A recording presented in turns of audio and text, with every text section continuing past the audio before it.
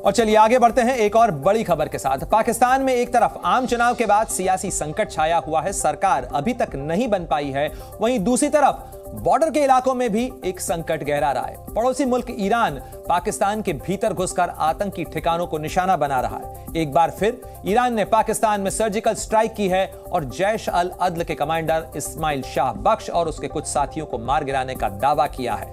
हालांकि पाकिस्तान सरकार की तरफ से अभी तक इस पर आधिकारिक कोई बयान नहीं दिया गया है, लेकिन अगर बात की जाए जनवरी से लेकर अभी तक, तो यह दूसरा ऐसा मौका है जब ईरान ने पाकिस्तान के भीतर घुसकर कार्रवाई की है।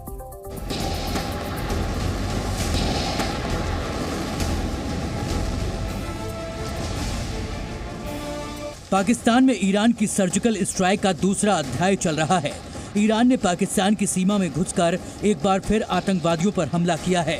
ईरान का मीडिया लगातार दावे कर रहा है। बताया गया है कि आतंकी संगठन जैश अल अदल के कमांडर इस्माइल शाह बख्श के साथ कुछ और आतंकियों की मौत हुई है। पाकिस्तान में इस वक्त आतंकी इस्माइल शाह बख्श की यह तस्वीर वायरल है। पाकिस्तानी सोशल मीडिया पर बताया जा रहा है कि यह वही आतंकी है जिसे ईरान ने अपना निशाना बनाया है। जी न्यूज इस खबर की पुष्टि नहीं करता है। हालांकि ये कोई पहला मौका नहीं है। पिछले महीने पाकिस्तान और ईरान ने एक दूसरे पर मिसाइलें फायर की थी और उस हमले ने पाकिस्तान का सिस्टम हिला दिया था। हमले के बाद अब पाकिस्तानी सरकार, वहां की सेना या फिर विदेश मंत्रालय ने कोई जवाब नहीं दिया है। इस्लामाबाद से लेकर रावलपिंडी तक सन्नाटा छाया हुआ है। ईरान के सैनिक पाकिस्तान की सीमा में हमले के बाद वापस ईरान लौट चुके हैं और ईरान की राजधानी तेहरान से इसके सबूत सामने आ रहे हैं। ईरान से आया पहला सबूत है वहां के इंतखाब न्यूज की यह खबर,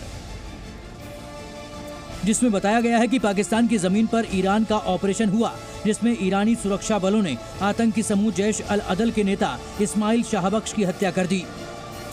एक मुसलमान देश ईरान दूसरे मुस्लिम मुल्क पाकिस्तान पर हमला कर रहा है। पाकिस्तान के आतंकियों का सर्वनाश हो रहा है।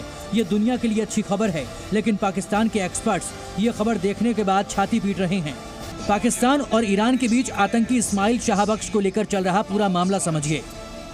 जैश अल अदल एक सुन्नी संगठन है जो पाकिस्तान की सीमा के करीब दक्षिण पूर्वी ईरान के इलाके में सक्रिय है। जैश अल अदल का मतलब होता है न्याय की सेना। 2012 में इस संगठन को बनाया गया, जिसे ईरान आतंकी संगठन मानता है। 2013 में जैश अल अदल ने 14 ईरानी गार्ड्स को मार गिराने की जिम्मेदारी ली थी।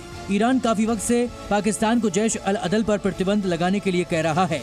ईरान ने भारत की तरह पाकिस्तान की सीमा में आतंकियों पर चुन चुन कर निशाना लगाया है। पाकिस्तान की सरकार ऐसे हमलों को अनदेखा कर देती है या हमला मानने से इनकार कर देती है।